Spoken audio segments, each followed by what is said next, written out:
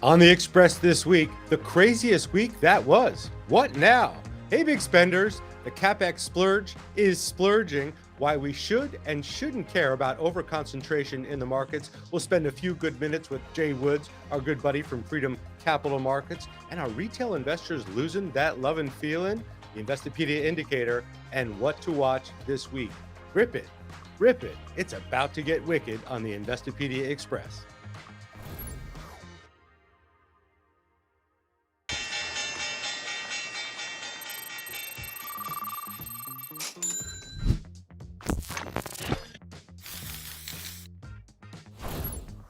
Welcome back and welcome aboard. Here we are, live and direct from my office. Here we go. New headquarters here for the Investopedia Express podcast. So good to be with you on a Monday morning, live and direct. This podcast, of course, streams on demand on all your favorite podcast platforms. After the fact, chime in. We'd love to hear your comments, talk back to you during the segment. Yeah, join that conversation. Jump in with us. And what a week it was. We got a lot to talk about this week. Excited to have our buddy Jay Woods join us in a few good minutes to break some of this down and also talk about just the feelings around the market these days. So much going on. And last week was a week to remember. I've been in this business for a few minutes. Last week, I saw a few things I thought I would never, ever see. And I don't know if I'll ever see them again, but anything is possible. Let's just run it down real quick, right? On Thursday, the president signed executive orders placing tariffs as high as 50% on some countries on dozens of trading partners that we don't already have deals with. We also know last week the Fed held interest rates steady for the fifth time in a row. No surprise there. And no surprise the president wasn't happy about that. But you got to wonder if the Fed could have seen into the future a couple of days whether they would have made those same decisions because we had during that Fed decision two members dissenting. Very rare that you get Fed governors dissenting on an FOMC decision so publicly, but we're in a pretty political environment right now. Maybe some people jockeying for position to be the next Fed chair when Fed Chair Powell's term expires next year or sooner than that. We shall see. And we also saw a Fed governor stepping down last week, opening up a spot for the president to appoint somebody that might be a little more friendly to the administration, which brings into question this whole notion of Fed independence. Should the central bank in this country be independent? Well, Fed Chair Powell spoke to that at the press conference last week following the decision, no decision. Let's hear what he had to say.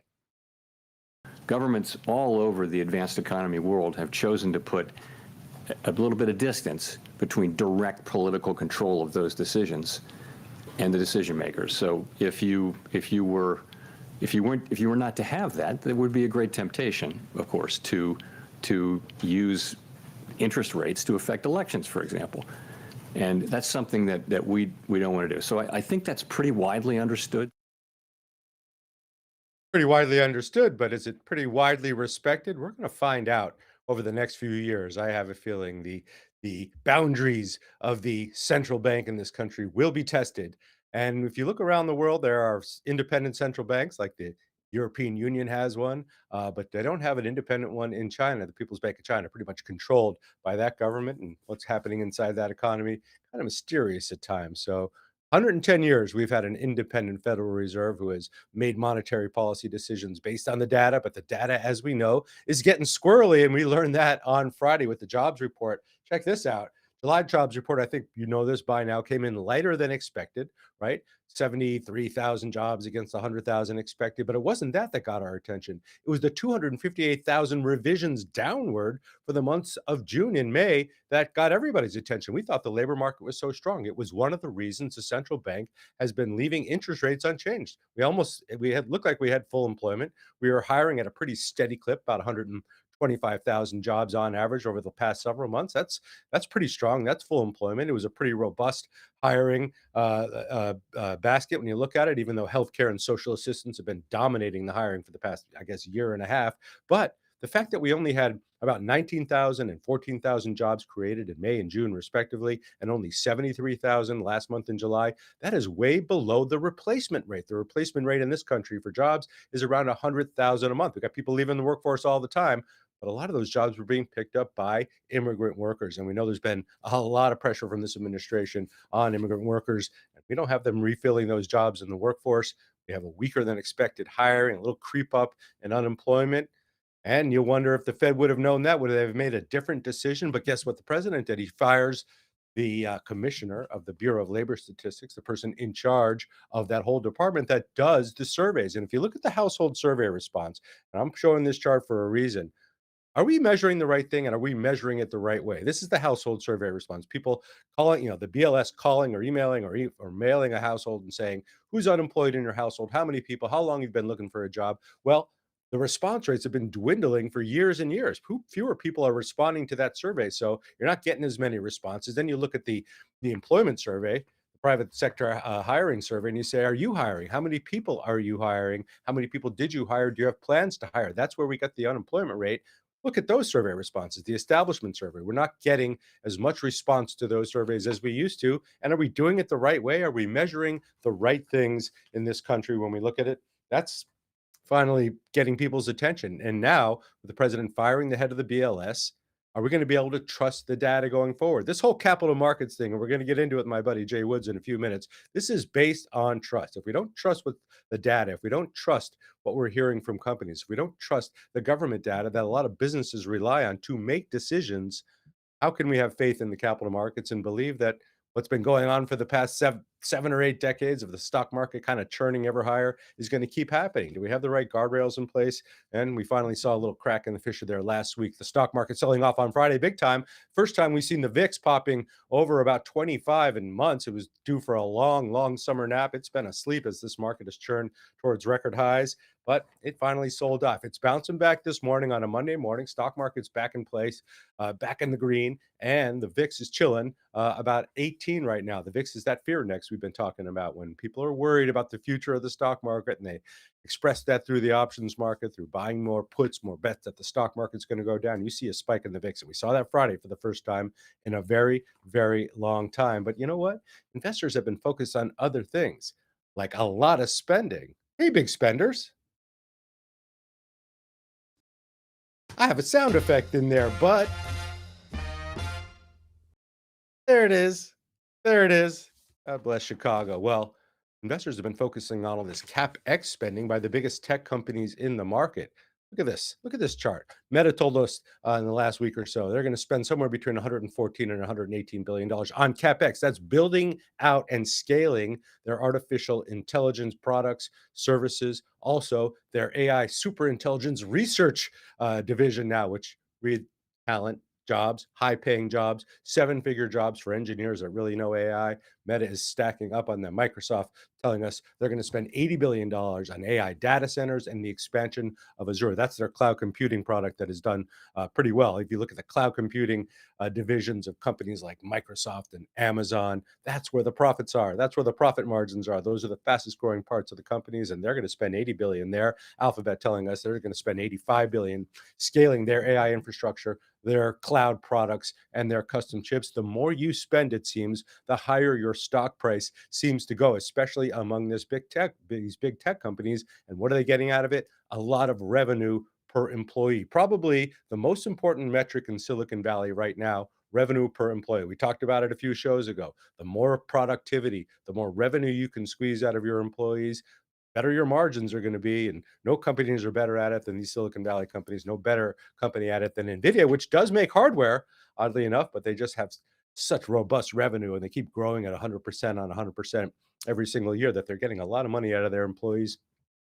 This is what investors like to see, and these companies have been driving the stock market to new record highs yet again, and that's got everybody worried about that overconcentration thing with the Mag 7. Again, we'll get into this in a couple of minutes with Jay, but the Mag 7 now 25 plus percent of the S&P 500 on a market cap level. The higher these stocks go, and you know who they are: Microsoft, Apple, Netflix. You got Nvidia in there, of course. You got Alphabet. You got Amazon, right? The higher these companies go, the higher the stock market goes. They're the heaviest, they're the biggest. You got a couple of $4 trillion companies in that mix there, and they're driving the market. And versus the S&P 500 equal weight, again, if you just weighted everything equally, we're at near record highs again. And I think Jay's going to talk about that bottom there, that cup and handle pattern potentially. But that's got people worried about concentration. But over concentration in the stock market, my friends, there is nothing new about that. Let me take you back to the railroads in the 1900s. You want to talk about overconcentration? Oh, yeah. There's a little steam horn right there.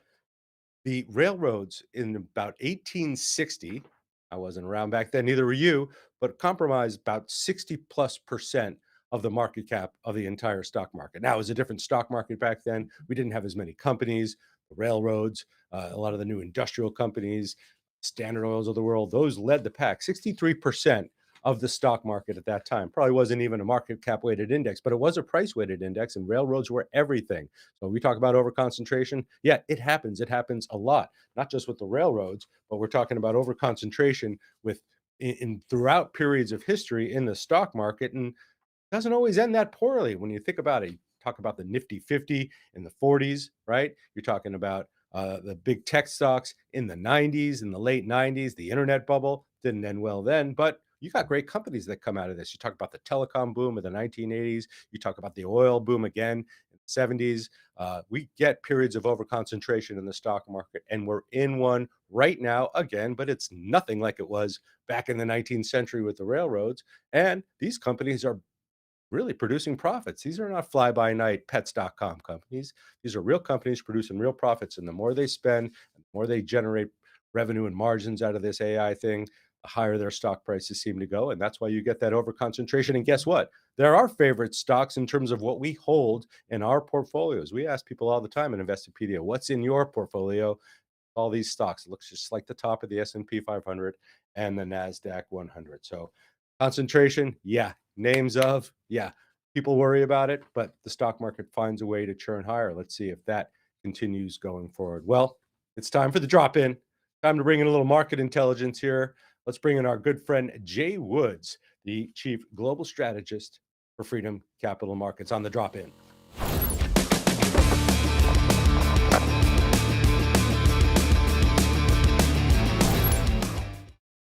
There you are, my friend. We got to get your face on that board. Yeah, and I wish I had better lighting. I look horrible in this shot. I don't have a nice backdrop like you, but it's always great to join you. Well, you have the benefit of being handsome, so you don't need great lighting. Um, Jay, we bump into each other all the time around the markets. We swim in some of the same circles, but you are around professional investors and traders all the time, and you hear this banter, you hear this conversation. You're on the financial media outlets just like I am talking about it. Do you, as an investor and a strategist and somebody that advises folks on money and such a great educator, do you worry about overconcentration like this?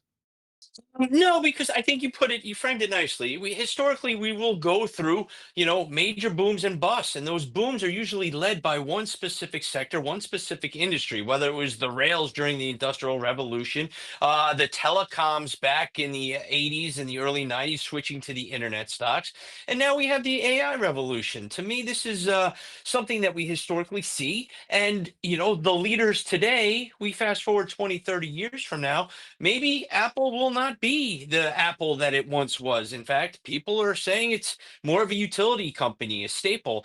So to me, right now, I like this concentration. It makes sense. And these are the leaders you want to be in until something changes. And I don't see that change. And this quarter proved it. The CapEx spend is there. The earnings growth continues to be there. So I can't wait to see what NVIDIA does on August 27th when they report, because this is exactly what we want to see. Now, something changed very interesting to me when Microsoft reported. They crushed it. Their cloud, Azure. Okay, these were the things people were concerned about. The spend is still there. The growth is still there. And then price action kind of paused. This reminded me of August 2023 when Nvidia had one of their best quarters ever. The stock was on a tremendous run and it peaked intraday and it paused. So to me, right now we have a new ceiling that we will probably retest a few times, whether it's 64 in the general index in the S&P 500, or whether it's Microsoft at this, I believe it was 555 level. We have bounds now that price was telling us, okay, this was the overextension. This is where buyers are going to kind of fade, and this pullback is a normal retracement in a secular bull market. So price action, as a technician, obviously I'm biased towards price action. To me, was just as telling as the earnings were, and I think that this is a healthy bull market retracement with some crazy headlines on Friday. You opened the show talking about what happened on Friday. I don't recall anything like that. And then on a Friday afternoon, you just want to skate off into the sunset, go home, dip your toes in the water. And this is not what we need as people who are studying the market. So, very fascinating stories out of Washington with this drama. But it looks like the market is shrugging it off for now. Keywords Yeah. there for now. Yeah, and what I love about market technicians like yourself is that, you just follow what the great MC from Marcy says, "Men lie, women Yeah, lie, numbers don't," and price never lies, when it never. comes to the stock market. So you mentioned, all these different levels, and it's a normal potential retracement, and we are heading into the one of the softer periods of the year. But you also know by just looking at the charts that we were pretty technically overbought, weren't we? Especially across certain sectors. Does Without it a feel like doubt. we were? Yeah, without a doubt, we were overbought. The technology sector was down 20%, then it was up 12%. The rebounds were fast and furious. In fact, when talking about the market rebounding from that Liberation Day low, I never anticipated the speed would match that of COVID. I did not think we had the strength, given all the uncertainty in the world, to break back above the 200-day moving average, to test the old highs, to break above the old highs. Now that we've done all this, I think there are distinct lines in the sand that tell us, all right, this is continuation of a secular bull market. We didn't go bearish intraday, we did, and we can debate, well, 20% intraday, but only closed down 19% peak to trough. But to me, this rally was a little overdone, up 25% from the low in the S&P 500, and a pullback is normal. But then when you get them, you always question, well, what is the headline driving the pullback? Remember Japan yen carry trade a year ago at this time? I'm Googling what the hell is the Japan yen carry trade. We're going to We saw you have on narrative. Investopedia. Yeah, we're going to have a narrative about. Yes, I always go to Investopedia when I'm looking up these terms that I am unfamiliar with. Thankfully, there aren't too many now over the years, but there's always something that's going to catch us off guard. We don't know what it is, but when we do get caught off guard, we need to have a nice headline narrative behind it. So we had Japan yen carry trade. We have uncertainty with the Fed. We have Fed president resigning. By the way, no one reports on this. Miss Kugler, who gave her resignation, which comes out this week, it was 9-2 in favor and against. There was one person not at that meeting. She was not at that meeting, so there's a lot of speculation as to why she's resigning. I leave that to other people, but she wasn't at the meeting, so maybe there are some personal matters that she needed to attend to, and all these conspiracy theories are really unfounded. But the bottom line is, to answer your question, yeah, we're having a normal retracement. We haven't even retraced 5%. 5% retracements a year on average are normal. If we retrace 5% from this high above 6,400 in the S&P 500, guess what? We're just at the 200 at the 50-day moving average, the rising 50-day moving average. To me, that's an area where we should see buyers come in. If it gets extended, there are great levels around 6,000 and the rising 200-day moving average that I think will hold, because I think the trends continue to be upward. The earnings growth continues to be upward, and that to me is what's going to drive this market into year end. Yes, we're in that wonky time, August, September, two of the most volatile months. October, more bottoms are formed in October than any other month by far. So it's kind of setting up just like a technician wants to see that playbook go. So I think these pullbacks will be bought and should be bought. Yeah, and, you mentioned it earlier. We had that kinda like baby bear, and it seems that that's all we have are baby bears, baby bear markets, corrections that last just a couple of weeks, just a couple of minutes, and then the buyers come back in. Why do you think, and you're a student and an educator on the markets, why do you Yeah. think the corrections in the bear markets have been so short lately? Now, we haven't during COVID, obviously, we had a ton of stimulus and we had the Fed lowering interest rates, but it just doesn't seem like these last very long. And we don't get the typical things you read about in the stock market almanac anymore. God bless it. It's sitting right Yeah. here on my desk, but they're I so have it quick. too. Why does that happen, Jay? Yeah, the one biggest change in my career, your career, is the speed of markets. Information flows faster than ever. The dips are fast and furious. The rallies, the exact same way. Markets just don't hesitate on these moves. There's not a group of human traders like there were at the New York Stock Exchange, or all these guys on the phone running NASDAQ orders like there once were. And you don't.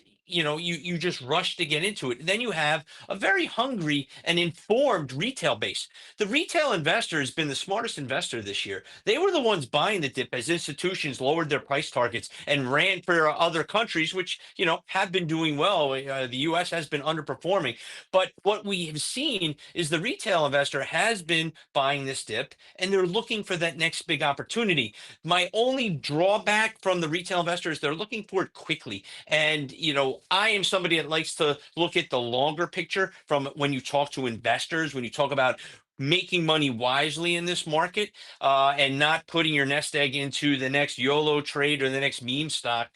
So speed of markets is what's changed the most. And that is why we're seeing some of the volatility. But as you pointed out, the VIX is really the tell. And that had been, it ticked below 15. We spiked above 20. I think we got to 21. Historically, that's not too high. If you remember last year to Japan yen, we spiked over 60 intraday, which was higher than 9/11. When you put it in perspective, it was crazy how we overreacted. I don't think we saw an overreaction here. I think markets are calming and earnings growth continues. So to me, these little bumps, these little headlines, the tariff drama that we see, companies are smarter. They're answering questions now on the call much better when it comes to tariff concerns. They're not, fearful, and they'll say uncertain, but we're prepared to pivot.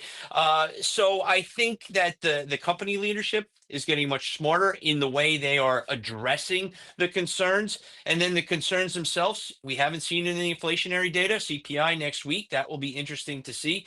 And then the unemployment data. To me, you got to watch that on a rolling 3-month average. And yes, it ticked up. If I was the president, I wouldn't have made this move. I don't think anyone has said, hey, yeah, fire the head of the BLS. No, question the data, but then use the data to say, look, he was too late and he should have seen this coming. Like Chris Waller said, that, unemployment still can be combated. Inflation is stable, some say sticky, but the tariff fear that you've been talking about, Mr. Data Dependent Jerome Powell, you're not using the data. You're talking about the fear of what could happen on the inflation side, and then we miss the unemployment side ticking back to its highs at 4.2%.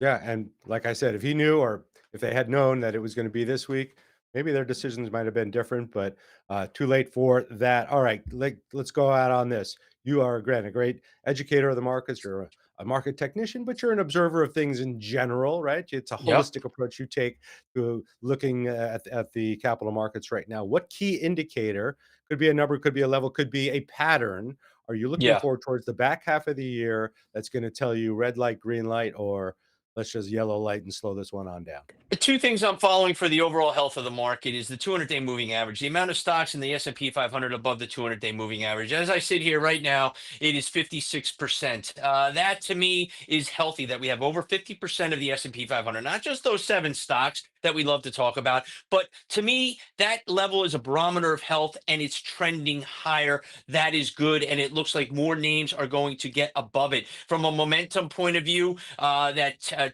percent above the 10-day moving average is now down to under 36%. It spiked over 80%. Anything over 90, it's a little too euphoric. So things are calming down. There's not much euphoria in this market. And then the other indicator I love is I try to keep it as simple as possible. I can throw lines on my charts and make it as complex and try to put a line there to justify my thesis. I try not to do that. RSI, Relative Strength Index, to me, that's was finally overbought for the first time in some time in the S&P 500, and we're pulling back under it. So that means we should have a normal retracement. That doesn't bother me. It doesn't scare me. But when you have a big headline and a more significant drop, that's when you start to question your thesis. But right now, nothing has changed my thesis that we're in a secular bull market. The trends remain stable. We're seeing more stocks, more trends, more rotation into other sectors. And to me, the sector leadership is still strong. You still have technology leading. Yes, utilities are doing well. They're not our grandparents' utilities anymore. It's a little different sector. Those that are lagging, healthcare and staples, that's what I want to see. Now I want to see consumer discretionary pick it up. I want to see financials remain strong. And I see the financials as one of the strongest, sectors overall to me, from a slow, stable point of view. Technology, man, when you have 3 stocks like Apple, Microsoft, and then the king, NVIDIA, that those will move a lot faster given the market cap weighting. But to me, the trends are in place. yes, the cycles are playing to form. And I think that this craziness that we may see August, September will set us up for a beautiful end of 2025 into 2026. That's what we call good breath and high hopes for things to continue. What price the gabagool is? What price is gabagool these days? A viewer wants to know. We had Wall Street stocks saying that the market is 80% overvalued. Well, if it's 80% overvalued, that could be a great buying opportunity. Ten Fat saying, "Yep, the structure looks good." He agrees with you. Thanks for chiming in, Ten Fat. Good point on your part. And Jay Woods, get back across the street to your other office at the New York Stock Exchange. We'll see you down there on the floor. Folks, follow Jay across all social medias. He is the chief global strategist for Freedom Capital Markets and a good friend of mine and to Investopedia. Thanks so much, my friend. Thank you, Caleb. All right, time to talk a little money in motion because Jay and I were talking.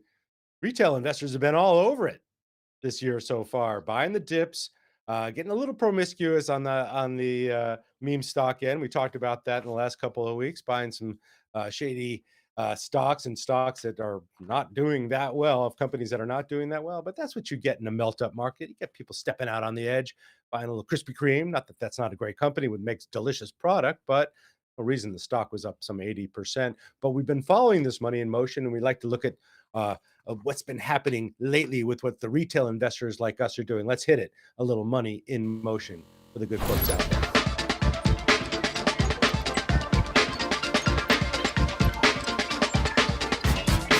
Oh, yeah.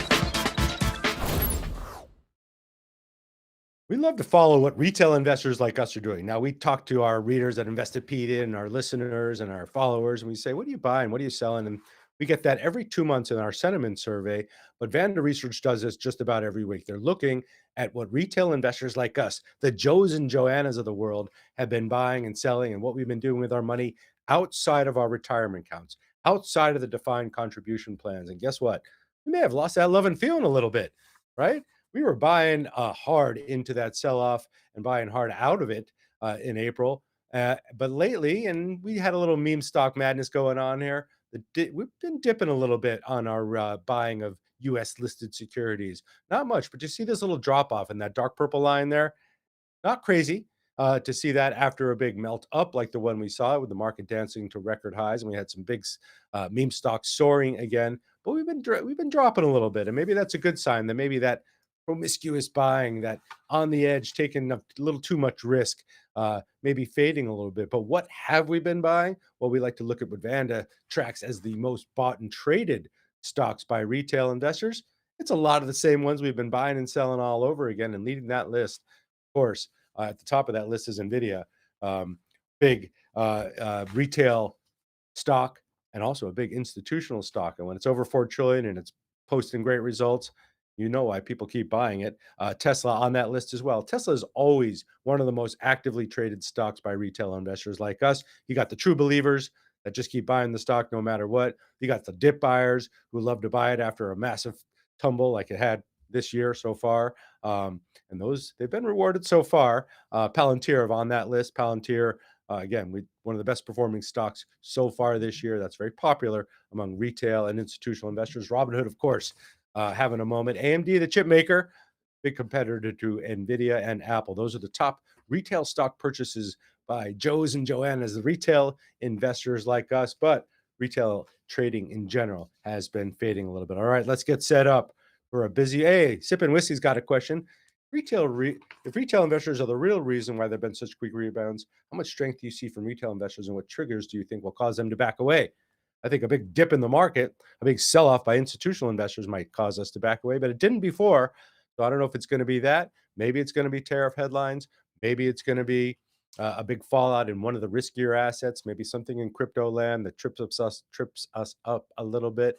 Don't forget, we had a huge rally going on until we started hearing reports of this company called DeepSeek in China that was able to do AI processes many times faster than our companies could do it at a fraction of the price. And that caused retail investors to back off a little bit. Sometimes it's the headlines. Sometimes it's exhaustion. Sometimes we just don't have that discretionary money. Good question, Sipping Whiskey. Thanks for chiming in. All right, let's get set up for a pretty busy week ahead. You thought last week was busy. We got another one heading our way. So let's check it out.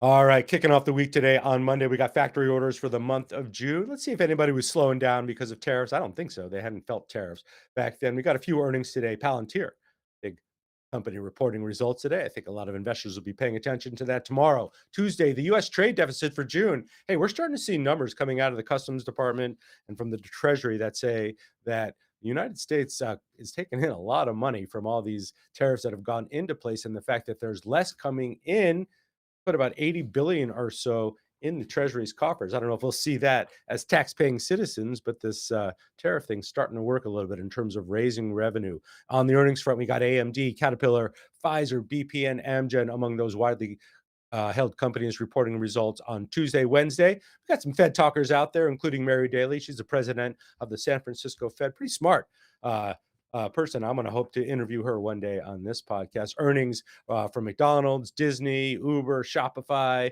AppLovin, one of the most popular stocks last year, DoorDash and Airbnb, among others. Thursday, circle it, August 6th, my friends. That's the date. I mean, August 7th, I should say. That's the day tariffs are supposed to go into effect after that 1 week delay from last week. Hey, maybe that's when we start to see prices rise. We'll see if those prices get passed on to us. We'll keep an eye on initial jobless claims and everything coming out of the Bureau of Labor Statistics from now on, because we know what went on there last week. Earnings from Lilly. We got Monster Beverage, one of the best performing stocks in the stock market over the past 30 years. Friday, things chill a little bit, a little more Fed talk from the Fed President Musalem, but it's going to be another busy week of headlines. And our news team here at Investopedia, sitting right outside here of my office, they are all over it as usual. Let's get into the indicator to watch this week. And Jay and I teased a little bit. It's seasonality. It's August, right? August, one of the worst performing months of the year on average for the stock market. And seasonality is just those predictable changes that occur over a 1 year period when you get this seasonality, when you get close to the holiday shopping season and November and December, you got to pick up in economic activity. Then you get some cooling in the first quarter. Then it may be a little bit of a rise going into the summer, but seasonality is a thing in the stock market. And as we head into August, know this, it's usually one of the worst performing stock months of the year for the stock market, right along there with February and March. But you also get a rise in volatility, and there's plenty out there that could raise volatility and make it spike again. Well, from one headline to the other, we got tariffs going into place this Thursday. We got the unknown coming from this administration and those black swan events that just come out of nowhere anyway. For some reason, things start to get a little heated up here in August, and then you get into the September and October periods. October's when we have traditionally had some of the worst events in the history of the stock market. So keep an eye on seasonality, and we will keep an eye on it with you as well. So much going on here. Thanks so much for joining us. Big thanks to Jay Woods. Oh, yeah, Wall Street stocks. Yeah, a lot of companies depend on seasonality. You're right about that, especially the consumer discretionary companies that like to sell to us during the holiday shopping season. So you better believe it. 10 fat. Apple will surprise everyone. Don't know why people doubt it. When AI Siri comes out, it will blow us through the roof. Let's keep an eye on that. I'm very excited to see what Apple comes out with, because so far it feels like it's been left out of the conversation with AI. We know they're spending a lot of money out. We know they're making their own chips. Figma IPO is a meme, says Wall Street stocks. Maybe that IPO, I think, doubled or tripled last week, and I was at the stock market for that. I hadn't seen that much excitement since Ron Gronkowski showed up there last year, but it's nice to see some activity, some IPOs again. Shows you that there's risk is on. Sure, the bear season ain't coming soon. Focus World 01. They come pretty much every year or every couple of years. We get a bear market. We haven't had a real one in a while. We had that 19% correction, but we haven't had a true bear market since the pandemic days. And hey, look, they happen. They are a feature of the stock market, not a bug. All right. Some good choices here from 10 Fat. Thanks so much for joining us. Thanks for all the comments. We love when you chime in and join us here on the Investopedia Express. Oh, Toheeb asking us, how about ETFs like VOO and SPOOs? I think you might be talking SPIs. Do I have any insight on them? Well, I know who does. Investopedia.com. You can do all the research you want on ETF investing, how to get into it, how to research ETFs like VOO, one of the biggest ones out there, and SPY. Hey, thank you, Eduardo Severin, for chiming in. Thanks for the shout out. We appreciate you. And thanks to all of you for joining us here on the Investopedia Express and our buddy Jay Woods. Again, this streams on demand on all your podcast platforms. Make it a great week. And we'll talk again a little further on down the line.